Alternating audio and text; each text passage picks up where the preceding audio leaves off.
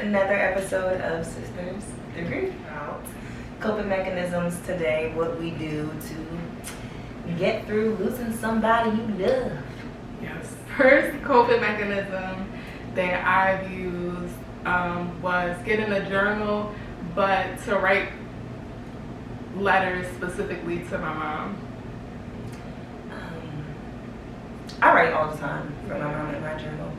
One of the first things I did when my mom died was make a necklace. Oh yeah. So I made my mom, because we cremated her, a necklace with her ashes in it. I went to Michael's and it literally cost me like $10 to do this.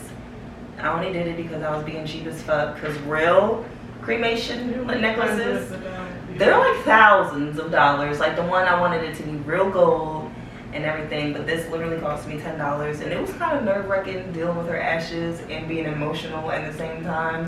How do you get them inside?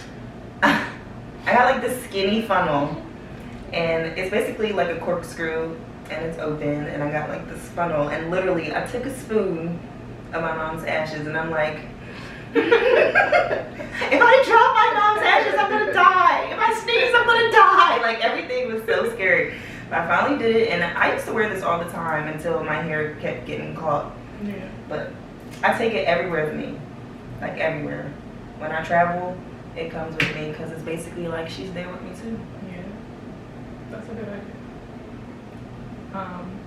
So I guess another coping mechanism for me would be going to the cemetery. Me and my sister get my mom's favorite flowers, clean the tombstone and around it, and we take her favorite flower was a rose, red rose. So we take the petals and we put it around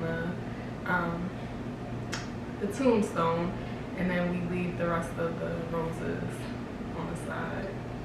I feel like that's the only difference of like getting someone cremated versus burying them. You don't really have that sentimental moment of going to someone's gravesite for specific situations. But for me, in replace of that, I started to do the balloon releasings. Oh yeah. So it's not on a day that she died. It's on a random day in November because I just wanted no parts of October. I was just like, I'm not going to associate my mom to anything in October. So I picked November 3rd and basically get 10 white balloons and let them go.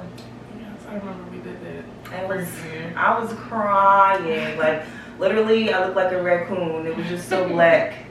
But it was definitely, like, I love doing it. I did it the second year by myself. And then this year, I didn't do it because a lot of emotional things was going on.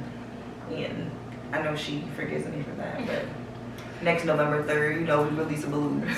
You can do it at any time. I know, but it's also COVID. I mean, I don't know if people was at the park, but it don't matter. I just didn't do it. But I'm not going to skip another time again. Let's think. What's another coping mechanism? Well, when you're thinking traveling for me, like I started traveling all crazy when my mom died. The first place, I went to Boston in February by myself. I got on a Greyhound and I went to go see James Blake in concert. And that was fun. Yeah. I went and got a burger before the concert and I'm sitting there with myself in front of myself like, I sure wish my mom knew I was in Boston. And then I went to the concert and it was like all these boo-loving couples and I'm like, I sure wish I wasn't alone. But it was fun, and I took her ashes with me, and I have like a thing called Sunflower Travels, and literally every place that I go, I take a picture with her ashes in the breeze. You did it in Denver, I did it in Mexico, I did it in Atlanta, I did it in Texas, Vegas.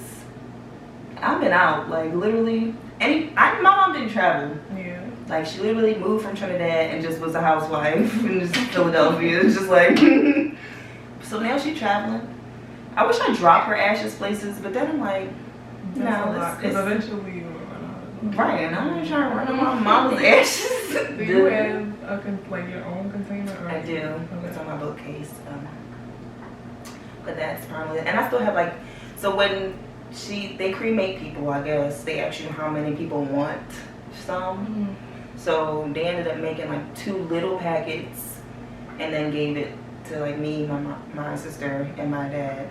And then it was like a big packet.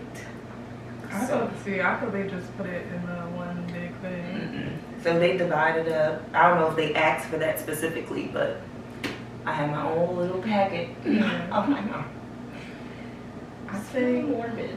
Just like a packet of your mom. This is, or like, With it just had her name and her deceased date on it. I'm like, thanks. well, it's nice to know that they can divide it because I really don't know that. It's dividable. Let's see, another thing for me, we have a lot and lots and lots of pictures. So I have pictures. Anytime I'm sad, my aunt just gave me a bag full of my mom's like Air Force stuff. So that was nice. It was confusing, like when I looked through it, I'm like, all these nice things that people said about my mom, and like, I don't know this person. So that was it. But I guess like I had the pictures. We just got pictures with my mom and Lauren, because Lauren's thing always was like, there's no pictures of me, like when I was little. So we just got that for Christmas. So I guess looking through pictures is another thing. What's something else? I mean, that's another thing. My memorial table at my parents' house, like, I was just doing a lot of things when she died because I just needed to keep my mind like off of her not being there. So we have this table at my parents' house, and I literally put all the pictures in frames of her, a bunch of candles, and I would just light that shit on days that I'm like super sad. Yeah. It'll just be like a whole little vigil in the middle of our living room. No, mama. And you have to have those moments, like you literally just, some days you just gotta bawl your eyes out. Yeah. I mean, I probably do it more than I should. There's no normal, like, Crying them out. yeah. I mean, crying all day is bad. Crying half of the day is okay. I don't know. I know in my old apartment, like the same, I used to have a picture of my mom on the table and I had a plant next to the picture. But I know like when I had really, really bad days, like I would be crying like. How often do you feel like you cry? How often do you feel like you cry over her? It's not in often. a week. It's not often. Just because I'm more like, it's been such a long time. So it's just mostly when things happen and I'm confused and I'm like, oh, like this is something I could talk to my mom about, and I can't talk to my mom about it. So in a week, it's not weekly. I probably don't cry weekly as well. It gets really bad around my period. And that's just like the hormone shit, but it just be like, that just jumps on the back of it and be like, we crying. I'm like, okay. I would cry my eyes out during my period. That whole probably week of my period, I'm probably crying. That's just me. No, but it's like, do I have time, or do I like allow time for me to cry? Cause it takes a lot. I used to cry like this, but it takes a lot for me to cry now. You hard as nails. That's just because too much stuff has happened. I'm working on getting harder because I do feel like I cry not easily, but more than I should. Like you gotta eat this, eat it. No, eat it. it has to be like somebody has to have really upset, like something has to have hurt me really, really, really bad for me to cry. So I do cry sometimes. I'm like, just on random days. I'm like, dang, like I miss my mom. Or if you watch a movie and it's like, if I watch movies and people's moms died. Movies with moms are the worst. Like, not the worst, but The worst. it just triggers that mommy string. And I'm just Yeah. like, don't treat your mom like that. Don't treat her like that. She could die. That's serious though. And even like friends, like when they beefing with their moms, I'm like, you better fix that because your mom not your mom, whoever. Like, I always fix it. I'm like, it's really not that serious for you to be arguing with your mom. And then you ask them what's wrong, and they be like, and she came in my room, and like, my mom used to come in my room all the time, like, you not asleep, and I'm like, yes, I am. But that's the thing, like, they don't realize, like, how bad, like, I wish my mom would come in my room and scream at me. I would be cracking up now because I'm grown, but I wish, like, I had that opportunity. So to us, it's like, that's dumb. Why would you be arguing with your mom? But To them, it's you can't complicated, understand. but Yeah, you can't understand unless. I just be staring at my door sometimes, like, she used to come in my room, and I just want to get out. Now I'm like, come in whenever you want. Your angel spirit, come in. Well, we can talk about that. Have you ever felt like a specific time where you're like, oh, I feel my mom here? Oh, yeah. Yeah. Like, there was this one time, it was like this light, but it's not like dramatic, like one of those like white lights you see. It was just like a little, like, I don't know what to call it, but it was just like floating around the side of the door. And I'm like, you trying to tell me something, girl? Like, you trying to say something? When I was applying to school, like, I could not find my transcripts from undergrad. And I'm like, I know these are in here, and I know they're in this specific thing. And I could not find it. And it's like, none of the folders or the envelopes were, like, tilted where they could fall on me. And then, like, out of nowhere, it just hit me right in my face. And I'm like, did you have to throw that? I'm like, I know that's my mom because I'm being an idiot. But I couldn't find it, and there's no way it could have fell any other way. Something like that happened to me when I couldn't find my birth certificate when I was first trying to apply for my passport. And like, she had this container where she kept everybody's important stuff, and I went in there and I'm like, where's Janella? Like, I'm confused. I don't see it. Like, I seen everybody else's old passports and their birth certificates, and I'm like, what, I don't exist? I'm not alive? Like, I had this whole big thing, and literally it was like, oh, I didn't check this envelope. Oh. I just felt dumb, probably because I was just being dramatic. But you feel like I looked through all of this stuff, I know I don't see it. And then they just be like, oh, it's right here. Did I know that? Or maybe she's I still like, I always think about that. I'm like, how did that fall out of the thing where my important stuff is? Like, I took it down, I looked through it and everything, and I didn't see it, and it just fell on me and hit me right in the face. I'm like, how did it happen? Like, kind of piggybacking off of that, like, I feel like another coping mechanism for me is kind of like, I don't want to sound crazy, but like, talking to her. Like, it's not crazy. I be feeling like I'm crazy sometimes. I'm like, I just miss you, girl. I miss you too, girl. I do the same thing. Like, I'm pretty sure she would say she missed me back. Like, that's not that crazy. Sometimes when my boyfriend is getting on my nerves, I'm like, my mom probably is cracking up. Like, you think that this is this serious? It's really not that serious.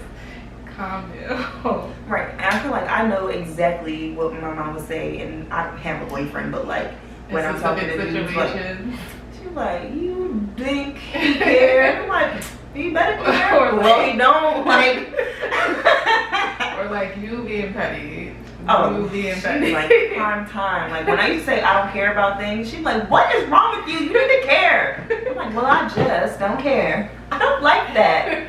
And when I say I don't care, I instantly think of her, like, Yeah. I don't like that. There's also negative coping mechanisms as well. What's negative for you? Negative is being promiscuous, because I had a little spout, a little, woo, we're not going to get into me being super promiscuous, but it was just like, I might as well just turn up because life doesn't matter. And then I'm like, dang, I shouldn't do that. Or like drinking too much. Like, I know someone who lost both of his parents, and he's a raging alcoholic. Like, he's a very bad alcoholic. Like, I think bringing up that person, also the negatives is like, just because you've lost someone doesn't give you the right to treat other people meanly or like bad Or poorly. meanly, a word. Poorly. Like you don't get to treat people badly because you lost your parents. Like that really makes me mad.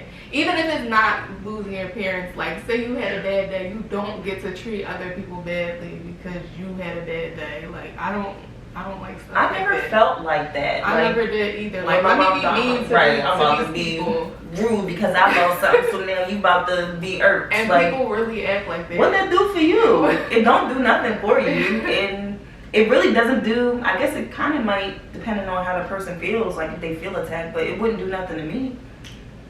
But You know how depending on how they treat you, cause I used to get treated very badly, like very poor. And that's a sign of you need to talk to someone. You need a therapist. I mean, if you don't want to talk to a therapist, you don't have to talk to a therapist, but you gotta figure something out. But don't talk to the bottom of a bottle either, because he used to be blackout drunk. I'm trying to think if I ever got drunk because I was sad about my mom.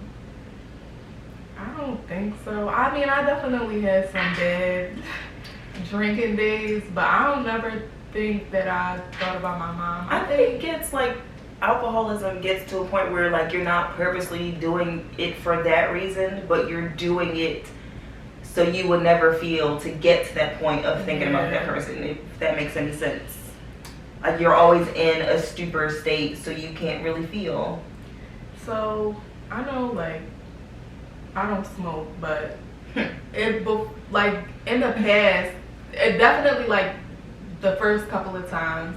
The reason why I don't is because I used to always think about my mom, like just sad stuff. So for me, I guess that could be a negative. I don't know, like being high makes me think of like really sad stuff. That doesn't, for me. Being high is like, I feel like I don't think about nothing. And I'm like probably my most authentic, funny self when I am high. Like I'm like laughing. Like people always say like I'm like a different version of me when I get high. I feel like that with drinking, but I don't know. It's different. Drinking not getting my feelings. That's how you know everyone is just different. And everything is objective and it varies. But like when I drink, I'm like ready to text ex-boyfriends and say that I wish we never fell apart and my mom, my life, and woe was me. So I would prefer it's either getting high to go to sleep, or it's also a bad coping mechanism, but taking pills to go to sleep. Like when my mom first died, I was like throwing Benny's back, I was throwing Advil PM's back, and it wasn't just because I needed to go to sleep. It was like I wanted to go to sleep because I didn't want to think about her anymore. And I think that's the difference. Like as a child, you can't choose any of that stuff. Right. Like I just gotta go on with life. That's interesting. And that leads into, I guess, like for other drug problems, like not just, you know, Yeah. nocturnal pills, but people be like, I don't want to think about this. Let me take some crack. However you take crack, is your arm or your nose? I don't know how you take crack. But that's what happened to people. Like it starts off as, I don't want to think about it anymore. Takes drugs. And then it's just continuous because you just don't ever want to feel it. I wonder, like, how you get out of it.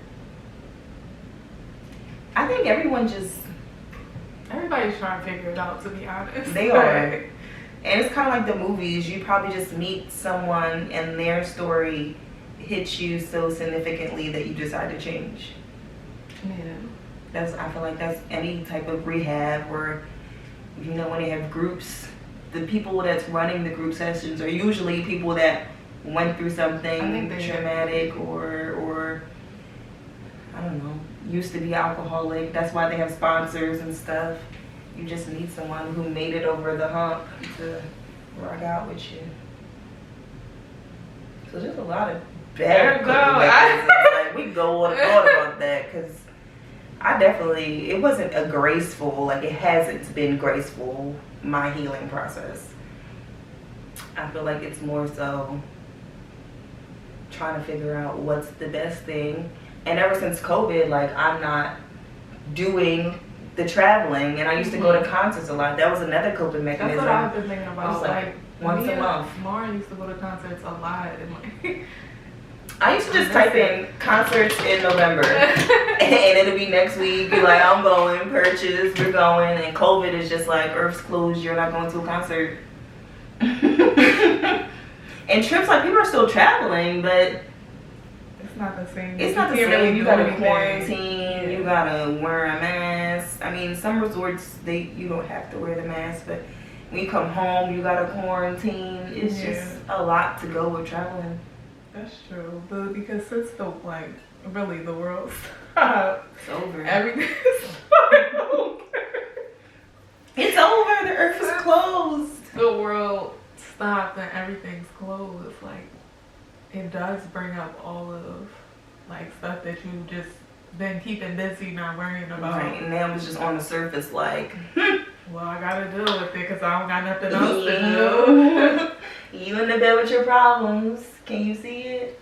I think a lot of people probably committed suicide since COVID because they had to sleep with their problems. I mean, I think Donald Trump said that was like suicide.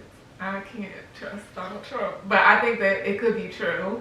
I don't know. I haven't seen it. I don't know either, but it's definitely a lot of people that need therapists. Like the need for therapists has increased because people can't go anywhere. I just think people like undermine therapy, and it's so super taboo. It's just a conversation. But if someone say you should be happy all the time, I'm like, you're crazy. Because there's some days I like Mad Janella. Mad Janella be fun. I'm like, yeah, the mother ruined somebody's day. That's what we just talked about. It's not good, but that's why that's a bad coping mechanism. Stop it. You can't ruin it. You can't, but I do have days like I'm very self-reflective. I ruin people's day on purpose. Sometimes, not all the time, but I've done it. I'm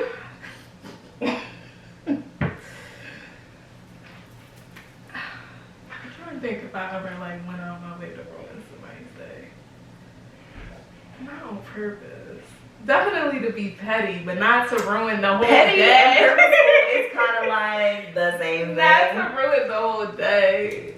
But you don't know when you are being petty. You don't know if you have the capacity to ruin someone's whole day while you're doing it. You also sometimes you don't know if you're being petty. That's why we text each other and be like, "Is this?" And most times, if you gotta ask, you know you're being petty. If you gotta go text somebody that's out of the conversation. Because I know I've texted you before, like we always be like, I'm about to do this. And you be like, don't do it. And I'm like, it's sent. It's always stupid stuff. It's never anything that's serious. It just be the wrong day and the wrong person said it. That's true. People gotta be, I'm not saying walk on eggshells around me, but maybe you should walk on eggshells. Well, it's just, you don't know what type of day somebody is having, so if you aggressively come at them and you don't know what type of day they're having already, like, you played yourself. What do you expect? What do you expect from me? So I guess what we're saying is it's okay to have toxic moments. It's not healthy to perpetuate it. But I mean, to be honest, like, people just have moments when they're being toxic. You're being human. You really are. But is that a coping mechanism? Like, let me it's a negative trash coping today to somebody else. Let me be trash today to another person. It's a type of coping. It is. It really is. What could something else be that like doesn't involve other people, and it's not you drinking, it's not like a substance issue. Isolating yourself, which you do a lot. I do. You want to be by yourself a lot. I do. That's all I will say. I do.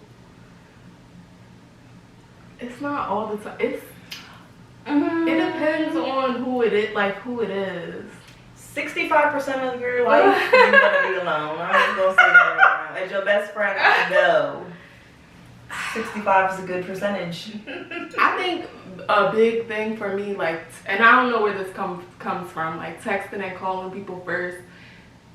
I think right now we're better because we talk to each other way more than normally. Like but acknowledging if I stuff. call you and I don't know, like I don't like reaching out to people and feel like I'm being rejected or like I'm getting on somebody's nerves. I feel like that too, but mostly with men that I talk to. Like, I always feel like I'm getting on their nerves. I'm like, hi, what's good? Bye. I don't know why. I just take what's good as like, leave me alone. I've never felt like that with guys. I felt like that with friends. You know who I felt with like that the most, though? Ooh. She knows. She knows what I'm talking about. I always felt like I was bothering him. But oddly enough, when my mom died, and I was just like, I just want to see you, and I want to get drunk with you on some toxic stuff. He was like, meet me at the bar, blah, blah, blah, blah.